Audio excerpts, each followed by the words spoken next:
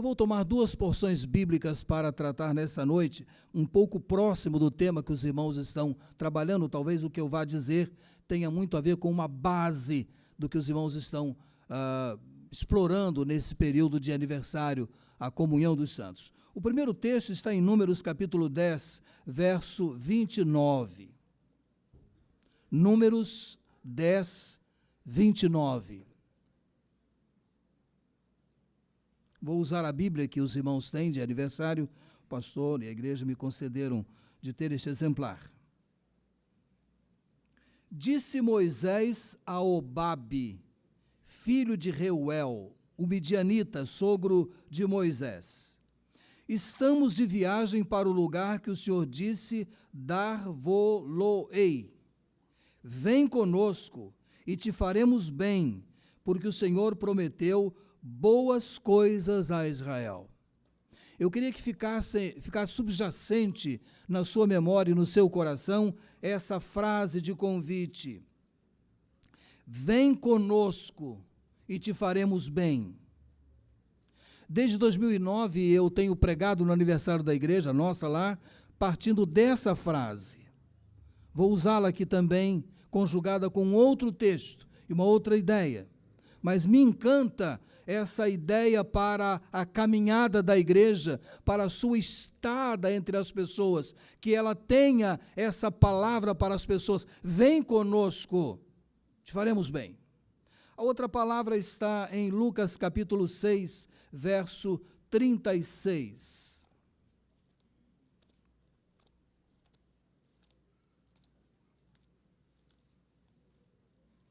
Lucas 6, 36.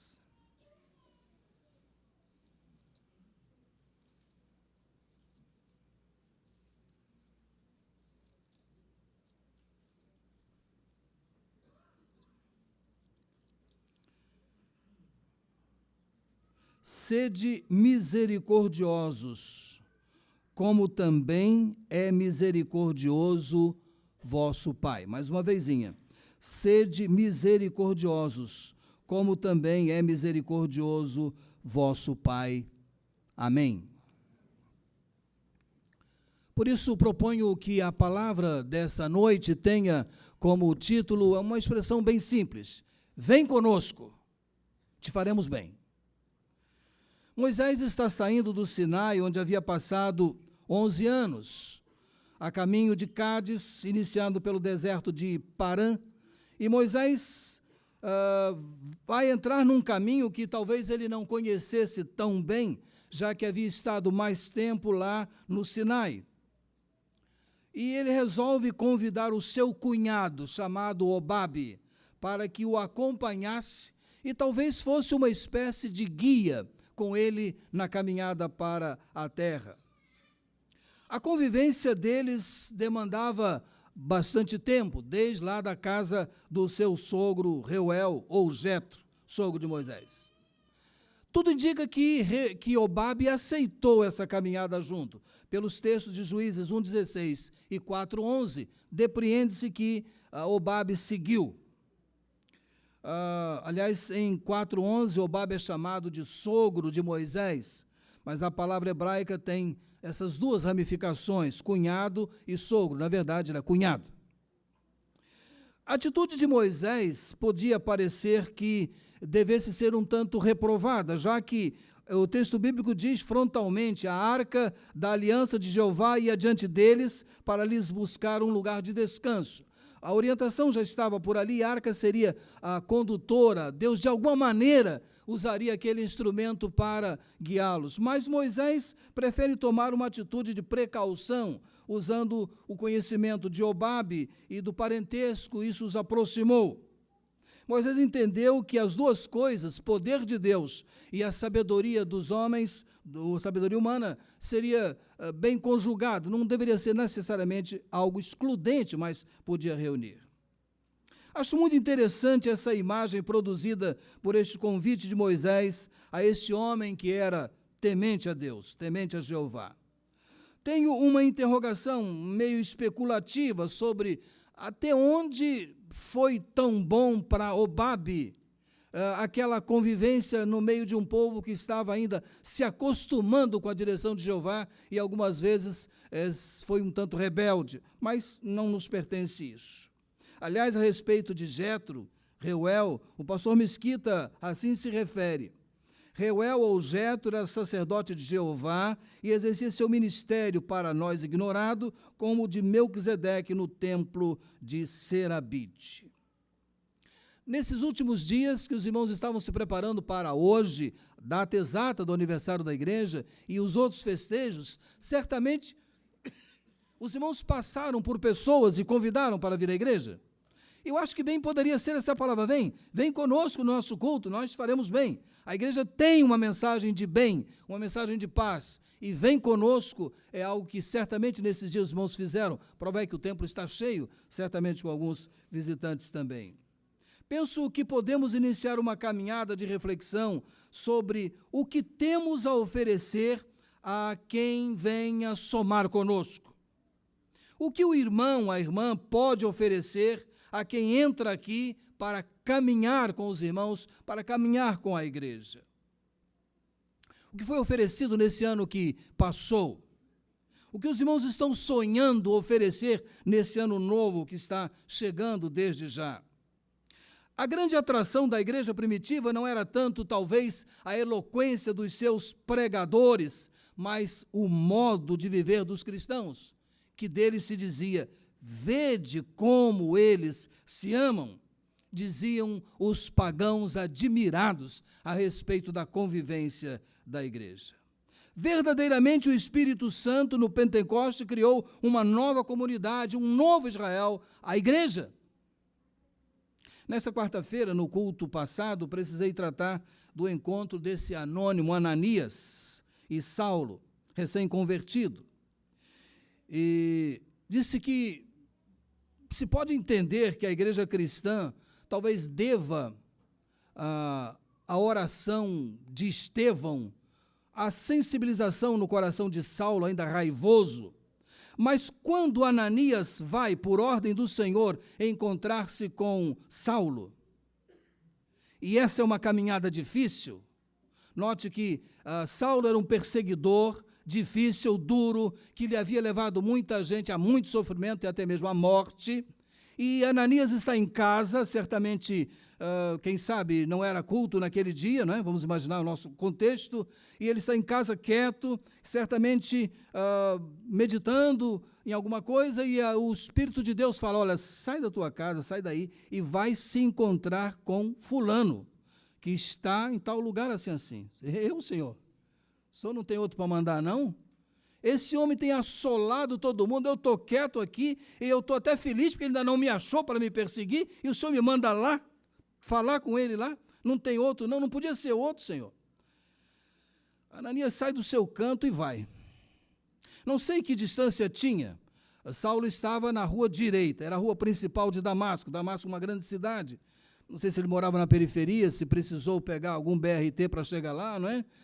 O fato é que os metros que separaram um lugar do outro fizeram uma grande diferença. Porque quando Ananias entra na casa que está Saulo, ele diz: Saulo, irmão.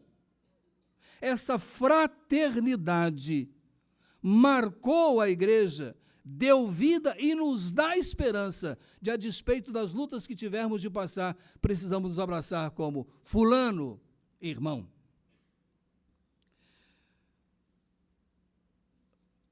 Irmão Saulo, Saulo, irmão, será que se abraçaram? Certamente. Será que deram aquele abraço brasileiro, carioca, que quase quebra as costelas e aqueles tapinhas nas costas, né? Que de longe se ouve? O fato é que eles se abraçaram e daquele dia em diante a igreja tem guardado em si essa proposta. Essa saudação marcou aquele momento e a chegada dele à comunidade e fez toda a diferença nesse que veio a ser o grande herói da fé cristã, Paulo. Precisamos acolher o outro como Cristo nos acolheu. E no dizer de Lutero, citado pelo pastor presbiteriano Adalto Araújo Dourado, devemos ser um Cristo para nosso semelhante permanentemente. Vem conosco, te faremos bem. A igreja que se quer misericordiosa precisa ser uma comunidade solidária para que possa chamar as pessoas e possa compartilhar um espaço e um ambiente que lhes permita sentir bem. E o mundo desses dias carece de uma igreja misericordiosa. Aos Romanos, Paulo recomenda literalmente: acolhei o fraco na fé, mas não para debater opiniões. A igreja precisa ser uma comunidade hospitaleira e não um centro de divergências, de contradições, de irritações.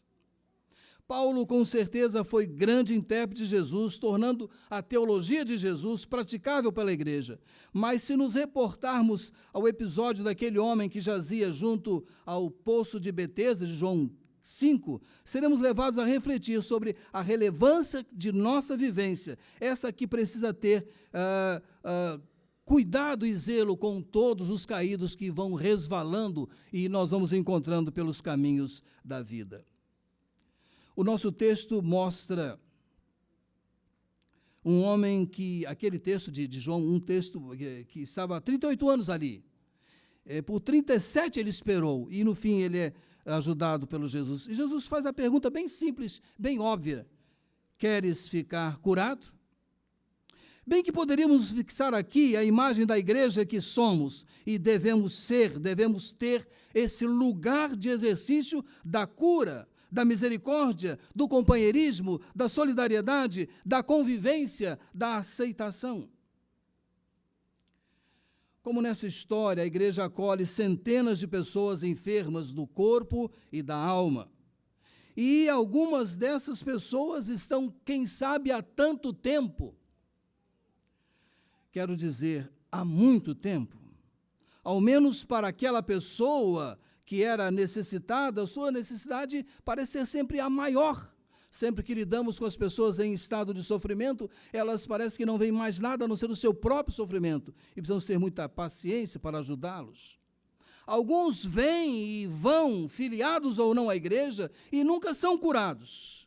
Pode ser que isso seja resultado de uma resposta individualista, egocêntrica, que involuntariamente eles estejam vivendo, ou os que convivemos com ele, nós estejamos vivendo. Olhando sem ver, perguntando sem perguntar, sem querer saber mesmo, interessado apenas na superficialidade, faltando efetivo compromisso de socorro. A igreja precisa ser uma comunidade solidária. Será que temos entre nós alguns mutilados? E olha que não estou preocupado necessariamente com aquele que não se converteu ainda, com aquele que não deu o seu nome para a lista da membresia, mas entre nós mesmos. Será que alguns de nós não somos aquele mutilado precisando do carinho, da atenção e do cuidado? Certamente que sim. Temos de estender-lhes a mão e ajudá-los por sermos uma igreja solidária. Segundo, a igreja precisa ser uma comunidade responsável. Primeiro, em relação a Deus, a nossa atitude deve ser de fé, e fé é essa humilde aceitação daquilo que Cristo fez por nós. Mas em relação ao nosso semelhante, a nossa atitude deve ser de amor responsável, aquele amor tão bem tipificado na parábola do bom samaritano. O fratricida Caim perguntava ironicamente: por acaso sou eu guardador do meu irmão? Eu penso que a ética cristã responde que sim, sem dúvida sim. Somos guardadores do bem-estar do nosso irmão, ajudando-o na comunhão conosco e com os outros. Claro que, biblicamente, teologicamente, não temos responsabilidade de operar a salvação de ninguém. O profeta Ezequiel é absolutamente neotestamentário quando diz: a alma que pecar, essa morrerá. Deus nos dá a salvação em Cristo, todavia, salvos, somos colocados numa comunidade que nos faz responsáveis, como o próprio Ezequiel, em capítulo 3, versos 20 e 21, quando nos coloca como avisos para as pessoas, avisando tu o justo para que não peque, não é? Está lá no texto. Motivada pelo amor de Deus revelado em Cristo Jesus, a igreja é e precisa ser uma comunidade responsável. O conceito cristão de liberdade recebe o condicionante do amor cristão. Não há liberdade para fazer o que quiser, se isso que quero toca, magoa, infere, entristece, ofende e pode até, em último caso, tornar-se pedra de tropeço para aquele que está conosco. Não há como ser um lugar de misericórdia sem focar essas e outras necessidades, porque cada ausência precisa ser sempre notada, buscada e procurada pela igreja. A liberdade que temos é a liberdade para servir, liberdade para ser útil, liberdade com responsabilidade social. Terceiro, a igreja corre risco de se auto-impedir na expressão da sua misericórdia. Lá no episódio do paralítico de Betesda, Jesus foi muito mal entendido ao exercer a misericórdia naquele dia sacralizado e estereotipado para eles. Não foi bem aceito por firmar sua identidade com Deus, capítulo 5, 18. A igreja daquela época, por assim dizer, a expressão religiosa atuante, teve uma reação tão forte contra a atitude de Jesus e o ministério de Jesus, chegando em certo momento a dizer que ele fazia as coisas por demônio, ele estava possuído pelo demônio, uma grande e terrível acusação. O exercício da misericórdia encontra sempre muita resistência e representa uma denúncia contra a insensibilidade, que sempre é uma espécie de capa protetora, lustrosa, impermeável quase sempre. Nosso culto e serviço há de vencer a impossibilidade e interessar-se permanentemente para que o indivíduo seja curado. Curado de quê? Curado do seu distanciamento de Deus quando o trazemos para o seio da igreja, de sua angústia provocada pelo fardo do pecado, de sentir-se isolado e sozinho, de sentir-se infinito e definitivamente perdido, e também por não entender-se curado plenamente no seu corpo. A igreja deste tempo precisa desenvolver a capacidade de ser misericordiosa e, deste modo, passa aos que a rodeiam o seu verdadeiro e definitivo sentido de missão. Mas eu penso que o exercício da misericórdia demanda pelo menos 3 comportamentos. Primeiro, ter consciência do seu papel como agência, uma espécie de canal da misericórdia de Deus, sem que para isso se sinta a caixa única da misericórdia. Deus tem os seus modos de agir, mas a igreja precisa sentir-se esse estuário, esse caminho, esse canal pelo qual a misericórdia de Deus vai alcançando as pessoas nesse mundo tão isolado, onde as pessoas vivem tão isoladamente. Segundo, aprender a exercitar a sensibilidade para descobrir as necessidades das pessoas que formam a sua membresia ou que dela se aproximam. Terceiro, precisa da sabedoria de Deus para dar respostas de acordo com as carências de cada um que de nós se aproxima. Se não for exagero, das carências individuais e das carências bem peculiares que somos nós todos possuídos. Aos que precisam de pão e aos que precisam de abraço.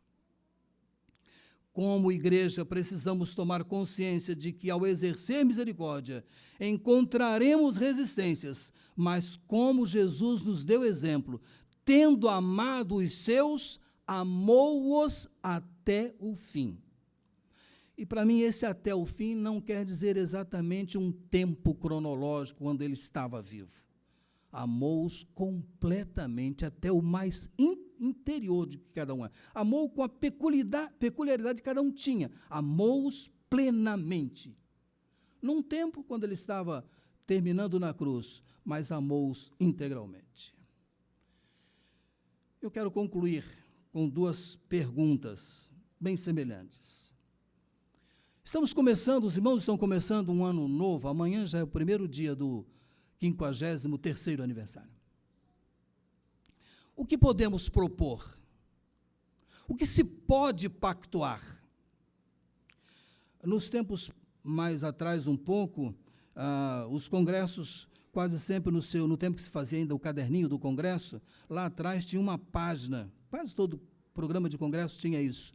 O que Deus me ensinou e o que eu pretendo fazer.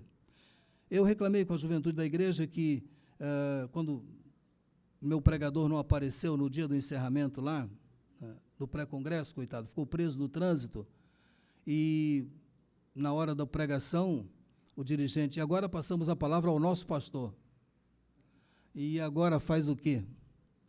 Eu resolvi fazer um trabalho de interação com o grupo, a igreja toda, começando a perguntar pelo dia do primeiro pregador, do segundo pregador, do terceiro pregador, e o que nós aprendemos, e vi que quase ninguém guardou. Naquele tempo a gente abria o caderninho e viria lá o que ele falou, o que eu resolvi naquela hora da mensagem, né? O que podemos propor? O que podemos pactuar? Há quem goste de abraçar e ser abraçado. Abrace. Há quem não goste, respeite, abrace de uma outra maneira. Há quem goste de dar as mãos na hora de cantar, dê. Se não gosta, estende ou descubra um modo de mostrar-lhe a sua proximidade. Mostre solidariedade sem se tornar insistente, intrometido. Demonstre cuidado sem se tornar um cobrador. Faça notar que a ausência dos trabalhos, das atividades, da sua sociedade, do seu grupo, o impacienta. Seja fraterno, sempre. Seja misericordioso, sempre. Suporte o outro como quem ajuda, como quem tem paciência. Pense sempre o melhor a respeito do outro. Não aceite nunca a maledicência, mas é nunca, em negrito. E aí, muito cuidado com o Facebook, que pode ser um canal de transmissão de muita maledicência. Desenvolva a sua sensibilidade em relação ao modo de ser do outro. Outro dia vi um pregador falando, foi pastor Josué Campanhã, dando um treinamento por conta da associação lá na nossa igreja sobre administração da igreja, gerência de projetos. Ele saiu com uma frase que eu falei muitas vezes nas minhas aulas de administração no seminário: a igreja dá certo porque é coisa de Deus, porque ela tem tudo para não dar certo.